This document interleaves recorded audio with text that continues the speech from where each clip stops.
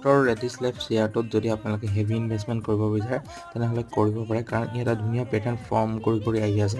Previous হাইটো ধুনীয়াকৈ brake কৰিছে, তাৰপিছত আকৌ কনচলিডেট হৈছে, আকৌ ব্ৰেক কৰিছে প্ৰিভিয়াছ হাইটো। এনেকৈ চাবলৈ গ'লে আকৌ নেক্সট এনেকুৱা এটা ৰেলী দিব, এই হাইটো ব্ৰেক কৰি পেলাই আপোনাৰ 7,000 আপোনাৰ 800 বা 8,000ৰ ওচৰে পাজৰে এই ৰেঞ্জটো এটা ধুনীয়া স্পাইক দি আহিব পাৰে। আৰু যদি আপোনালোকে ফাণ্ডামেণ্টেলি চাবলৈ যায়, ইয়াৰ এক্সপাৰ্ট ৰেটিঙত 51% বাই দিছে।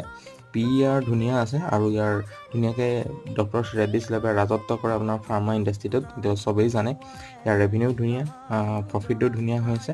আৰু তললৈ যদি এটা চাবলৈ যায়, শ্বেয়াৰ হোল্ডিং পেটাৰ্ণত চাবলৈ গ'লে ফৰেন ইনষ্টিটিউটে এটা ধুনীয়া শ্বেয়াৰ হোল্ড কৰি আছে 42%। আৰু সেইটো হিচাপে তললৈও যদি আপোনালোকে চাবলৈ যায়, মিউচুৱেল ফাণ্ডে ভাল মিউচুৱেল ফাণ্ডে কিন্তু এই শ্বেয়াৰটো ধৰি ৰাখিছে। সেইটো হিচাপে চাবলৈ গ'লে আপোনালোকে লং টাৰ্মৰ কাৰণে আৰু এটা যদি হেভি ইনভেষ্টমেণ্ট কৰিব বিচাৰে তেনেহ'লে